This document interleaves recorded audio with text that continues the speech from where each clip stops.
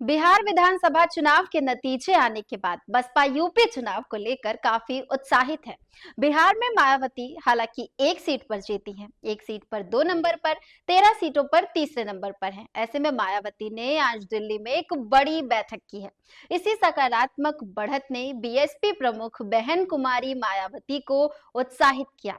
यही कारण है कि चुनाव परिणामों के तुरंत बाद उन्होंने देश के कई बड़े राज्यों जैसे कि महाराष्ट्र, तमिलनाडु, कर्नाटक, आंध्र प्रदेश, तेलंगाना, बिहार और झारखंड की पार्टी इकाइयों की एक महत्वपूर्ण समीक्षा बैठक नई दिल्ली में बुलाई। इस बैठक को लेकर पार्टी कार्यकर्ताओं में काफी उत्साह देखने को मिला, क्योंकि ये पहली बार ऐसी समीक्षा बैठक थी जिसमें बिहार चुनाव के नतीजों के साथ साथ पार्टी के भविष्य की रणनीति पर भी खुलकर चर्चा की जानी थी। सबसे पहले मायावती जी ने सभी राज्य इकाइयों से उन दिशा निर्देशों पर की गई वास्तविक जमीनी कार्रवाई की रिपोर्ट मांगी जो उन्होंने पहले दिए थे। रिपोर्टों को देखते हुए उन्होंने साफ कहा कि पार्टी संगठन को जड़ से मजबूत करना अब समय की सबसे बड़ी जरूरत है। उन्होंने ये भी जोड़ा कि पार्टी का जनाधार बढ़ाने के लिए सभी पदाधिकारियों को पूरे जी जान से लगना होगा, ताकि परम पूज्य बाबा साहेब डॉक्टर भीमराव अंबेडकर और मान्यवर काशीराम जी के मिशन का कारवा और आगे बढ़ सके। इसके बाद बैठक का दूसरा महत्वपूर्ण विषय उठा पार्टी संगठन की मजबूती। मायावती जी ने कहा कि चाहे पश्चिम भारत हो या दक्षिण भारत हो, बहुजन समाज के हालात लगभग समान है। उत्तर प्रदेश और बिहार की तरह यहाँ भी गरीब, दलित, आदिवासी, पिछड़े और मुस्लिम समाज के लोग आज भी सामाजिक, आर्थिक और शैक्षणिक रूप से पिछड़े हैं। उन्होंने जोर देकर कहा कि शासन प्रशासन में इन वर्गों की उचित भागीदारी न होना उनकी समस्याओं का प्रमुख कारण है। उन्होंने इस बात पर भी गहरी चिंता जताई कि आरक्षण जैसे संवैधानिक अधिकार पर लगातार हमले हो रहे हैं। आरक्षण का बैकलॉग वर्षों से लंबित है और सही मायने में मिलने वाला इसका लाभ अब नाम मात्र का ही रह गया है। इसलिए उन्होंने संकेत दिया कि बहुजन हितों के मामलों में विरोधी पार्टियां चाहे जितना अलग दिखने का प्रयास करें, लेकिन उनकी सोच असल में एक जैसी ही है।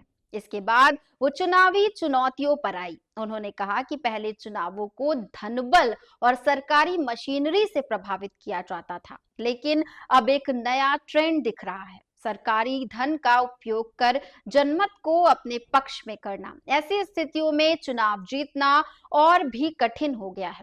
इसलिए बीएसपी को बेहद रणनीतिक तरीके से अपनी तैयारी मजबूत करनी होगी। इसी क्रम में उन्होंने वोटर लिस्ट के साधन पुनरीक्षण यानी एसआईआर पर भी खास जोर दिया है।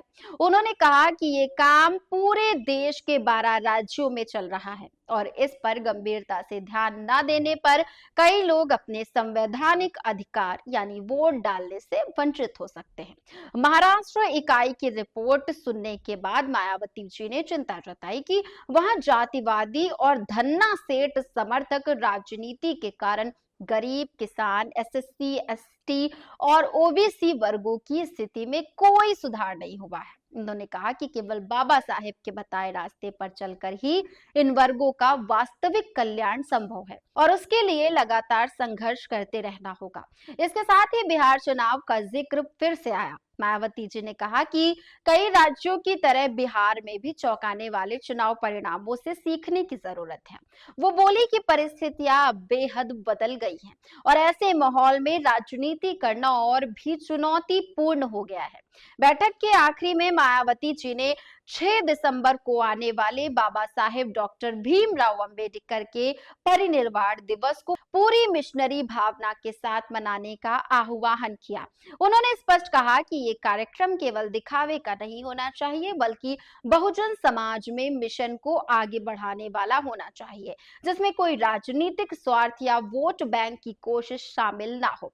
साथ ही उन्होंने सभी राज्य इकाइयों को धन्यवाद देते हुए उत्साह, अनुशासन और मिशनरी जोश के साथ पार्टी संगठन को और भी मजबूत बनाने की अपील की है, ताकि बहुजन समाज को शोषित से शासक वर्ग बनाने का सपना साकार हो सके।